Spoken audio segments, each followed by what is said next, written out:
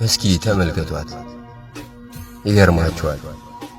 ለጓደኞቿና ለቤተሰቧ የምትሰጠው ቦታ ልዩ ነው። ለወላጆቿ እንደ ልጅ ብቻ ሳይሆን ጓደኛቸውም ናት። ልቧ በፍቅር ያምናል። ለሰዎች የምትሰጠው አክብሮት ልዩ ነው። አላስፈላጊ ቃላት ለተናገሯት ሰዎች እንኳን መልሷ ትትናና ትትና ብቻ ነው። ብዙ የሚመኛት ወንድ ቢኖርም ሊያገኛት የሚችለው ግን አንድ እድለኛ የሆነ ወንድ ብቻ ነው። በሄደችበት ሁሉ ስለ ጓደኞቿ፣ ስለ ቤተሰቧ መልካም ነገር ታወራለች። በጣም ቁጥብና የተረጋጋ ሕይወት ያላት ናት።